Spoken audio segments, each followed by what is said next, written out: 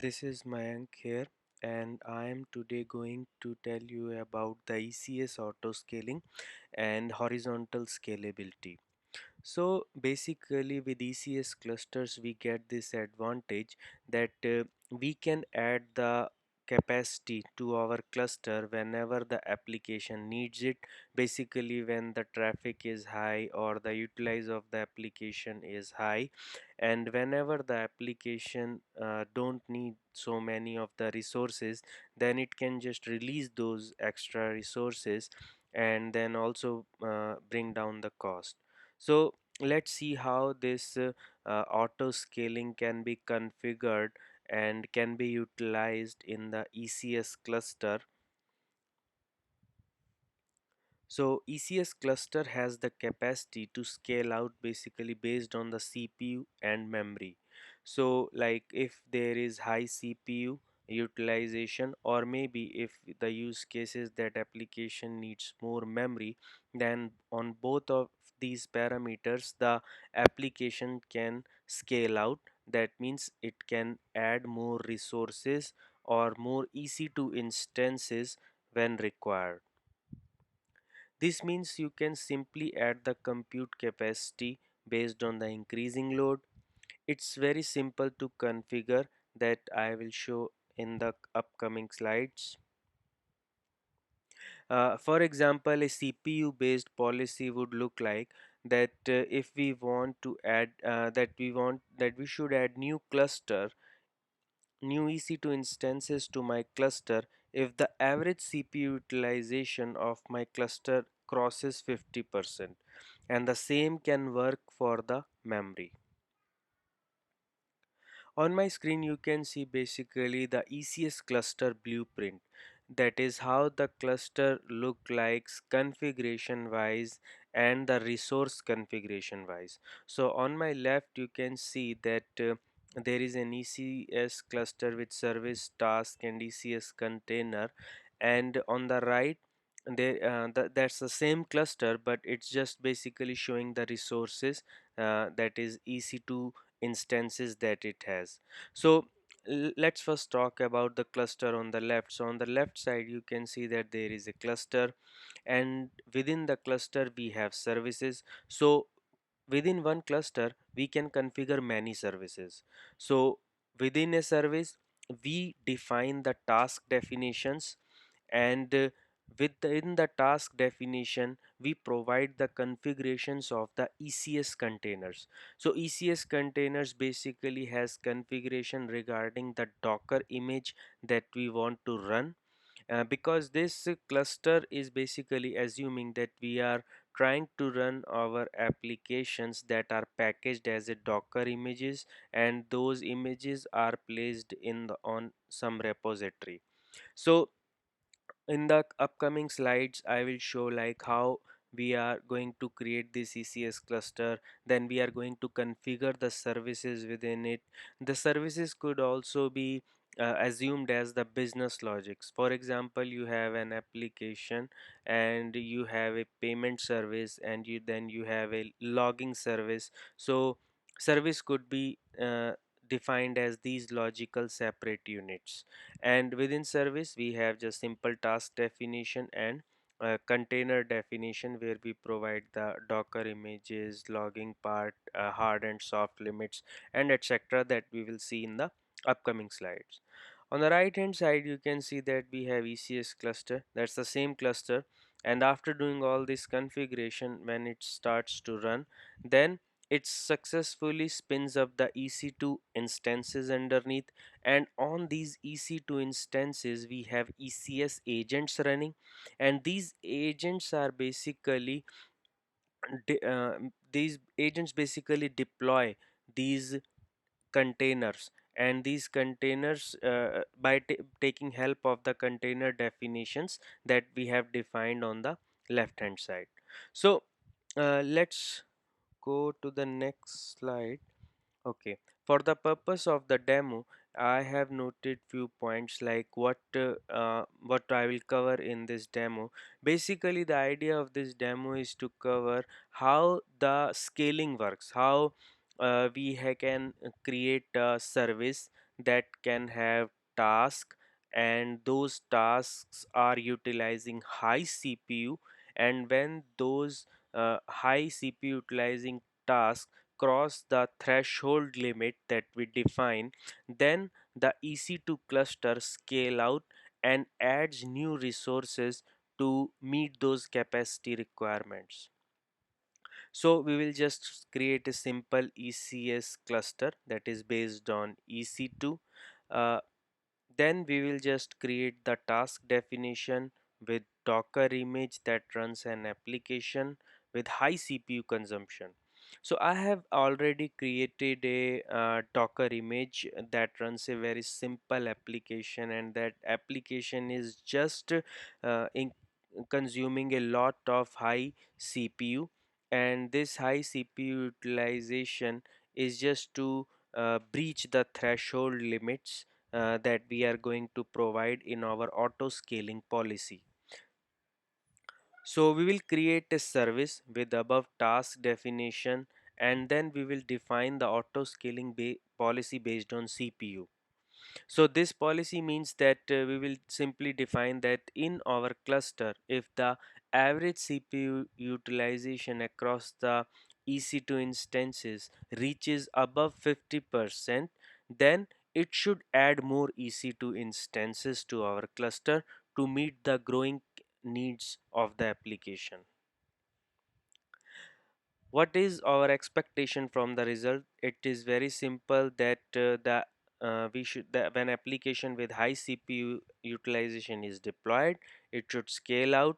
That is, it should add more capacity by adding new EC2 instances to the cluster.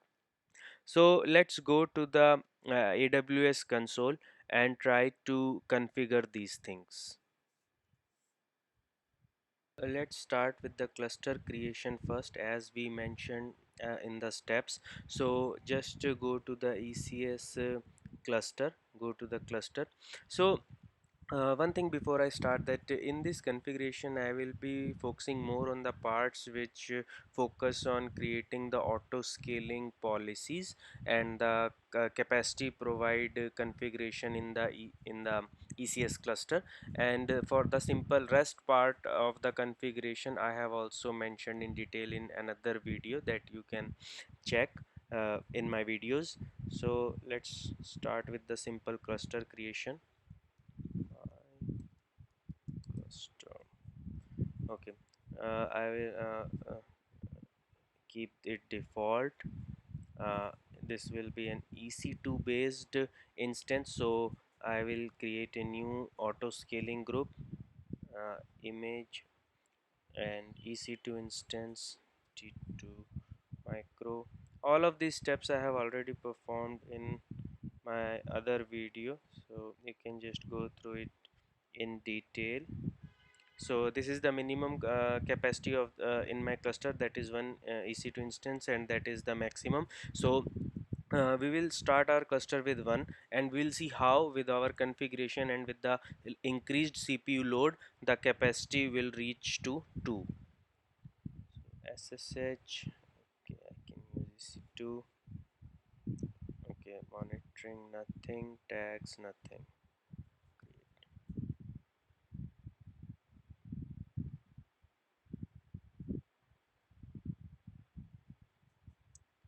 So it has started creating my cluster. So let's go to the next step, that is task definition, because in order to create service in the cluster we need the task definition. So I will first create the task definition. So I will quickly create a new task.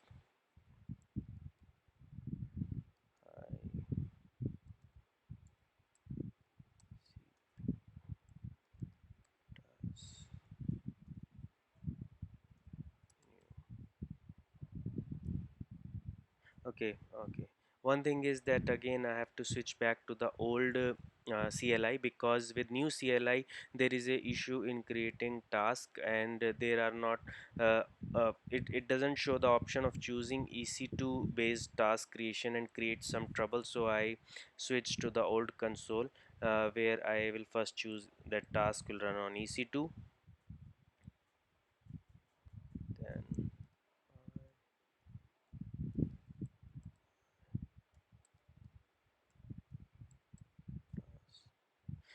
role I will keep as default, network mode default, task execution default, memory I will take around 500, and this I will take 800.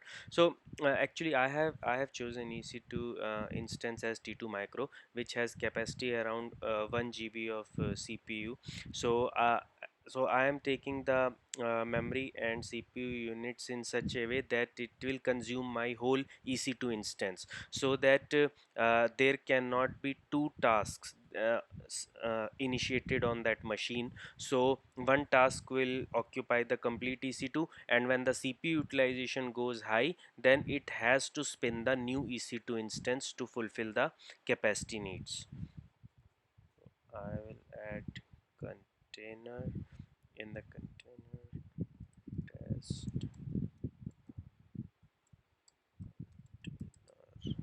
Okay, for the image, actually I have created an Docker image that actually has a Java code inside it that is running multiple threads to consume high CPU.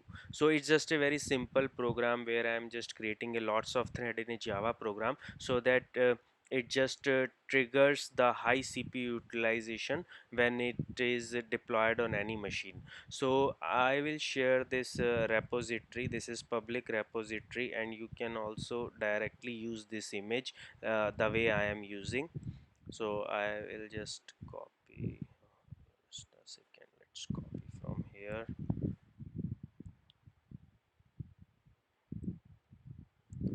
Tag name should be latest.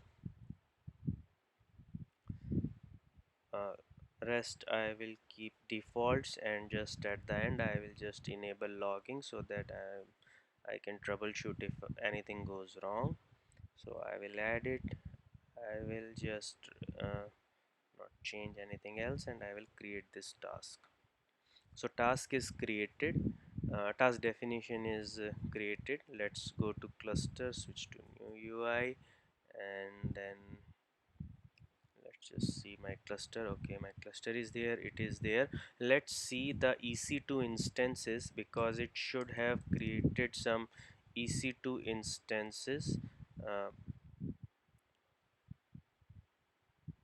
as a part of this cluster. So it has triggered one EC2 instance in the background, which is the part of this cluster. It is still initializing. Let's go and make other configurations too.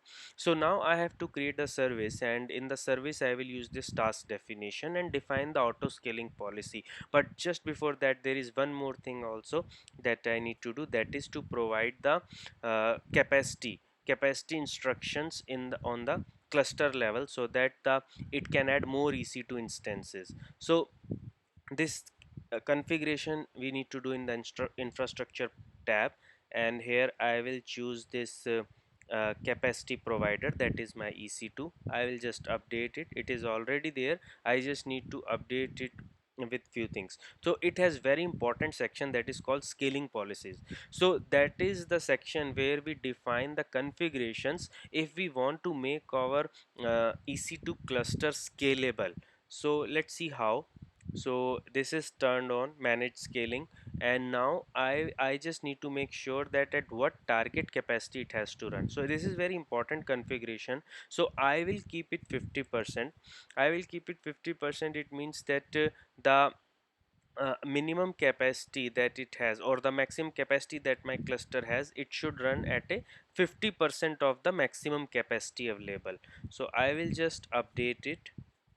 So what this means is that, okay, let me again try go to it. Okay, it's actually updating. So the thing is that in my in this cluster, it has this EC2 auto scaling group, and this auto scaling group actually it has a desired capacity 1, minimum 1, and maximum capacity 2. So I have kept it 50%. That it means that it will just create one EC2 instance, and when scaling is required, when more capacity is required, then it can scale up to 2. So I can edit and make it 4, 5, or 10 if my requirement is like this. And as and when the capacity is required, it will keep on scaling and spin up the new instances. So that's the use case.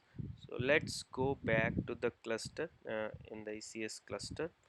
This configuration is okay, it's showing it is not yet updated.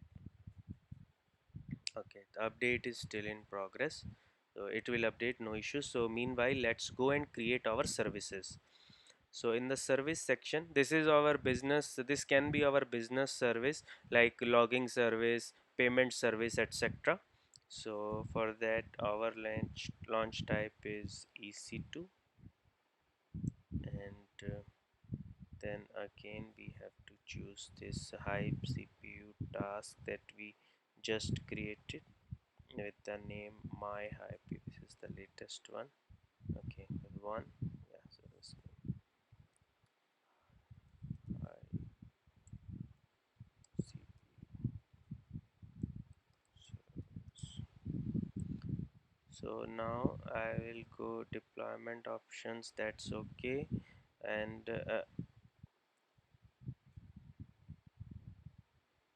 load balancing we don't need, auto scaling, that's the main configuration that we are going to use. And in this service actually we will define how this service in this cluster should scale. So minimum number of tasks that I want to keep always running is 1, maximum is 2. We can define it to 5, 10, or whatever limits we want to keep. And here we will define the policy name. So my policy that I am going to create is on the CPU based. So CPU based I will give name, and from the drop down I will choose the option whether this policy will be on CPU utilization or on the memory utilization. And also there is an option, if you have used the load balancer, then it is also giving an option based on the load balancer metric. So this will be enabled if you configure the load balancer. So I will use CPU utilization. So 50% means that after the average CPU utilization has crossed 50%, then it will scale up and it will add more capacity to the cluster. Scale out period is like for how much time it should keep checking, it should maintain the CPU utilization above 50%. So I will keep it around 60 seconds, so that in just 60 seconds it if it maintains above 50% value, then it will just add more capacity. So scale down, it's not going to be used. But yeah, if in real scenarios actually, if CPU's utilization goes high, then it adds up more capacity, and when the CPU utilization is below 50%, then it will again wait for 50 seconds and it will just deregister or descale the cluster, and it will remove the new EC2 instance that it added, because they are no longer required. The CPU utilization has reached to a minimum level, that is it has reached below 50. So rest is just defaults. Let's just create it. So it's created. Let's see first the configuration. Okay, so okay, it is trying to deploy the task, the task definition that we have created. It is by using that task definition, it is trying to deploy the Docker image on our infrastructure.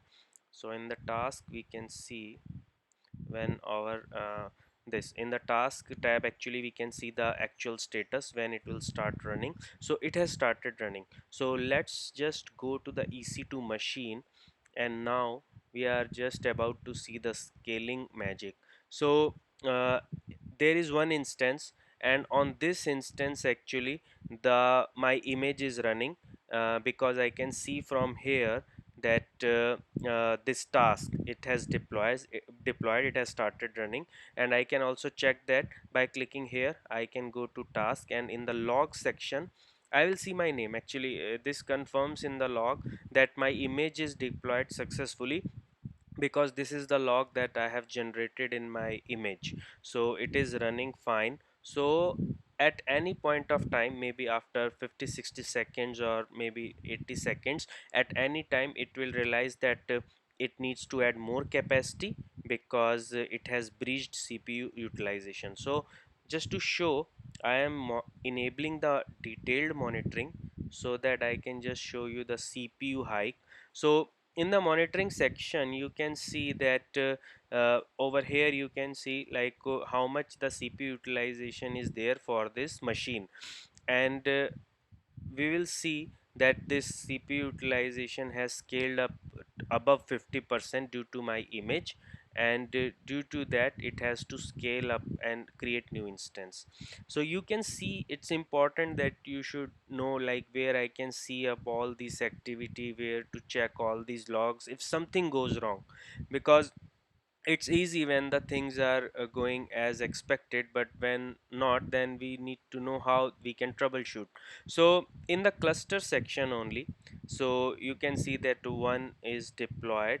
So let's go to cluster, and in the service, in the tasks tab, let's again go to this okay, no, it was, I think, in service section. Yeah, in the service section you can see the details of the CPU utilization of this task over here also, and in the events actually we will be able to see when the scaling activity takes place. So you can see very simple logs that it has deployed one service with this task, and this deployment is running fine, it has deployed it. Now actually I am expecting that at any point of time it should just produce an event that says that CPU utilization is high and we need to add more capacity. So I am actually just waiting for that to happen.